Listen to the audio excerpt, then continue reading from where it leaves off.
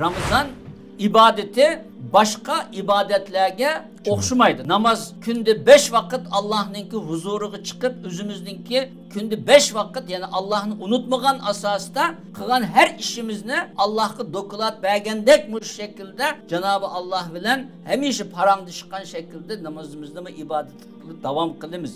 Ondan başka zakat verimiz, başka hac kılımız eğer gücümüz yetse. Ama Ramazan çoğudası Ramazan şunun bilen birge en uluk ibadet buluşunki sebebi bunun da hem manevi hem maddi cihetten insanını tavlaydıgan bir ay buluşu. Yani çünkü bu yerde insanını insan kılan nesi bununki nimisi desen nefsi. Eğer bir insan nefsige hakim bulup nefsinin şehvetlerinin arzu kıganının akıskı girmey Allah kösetken bir şekilde halal yoldan mangançakta bu insan buludur.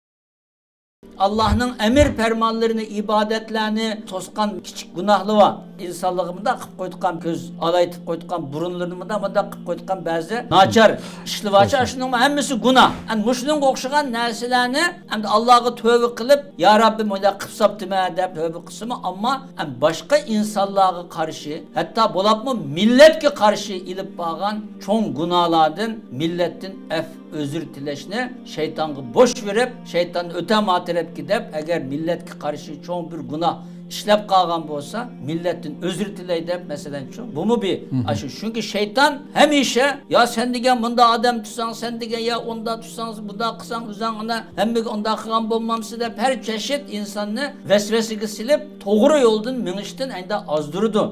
Nefsige ayda dersi şu insanı. Şuna mı şu itikap mı şu Ramazan iğne alahide ehemmiyetlik dep biliş lazım.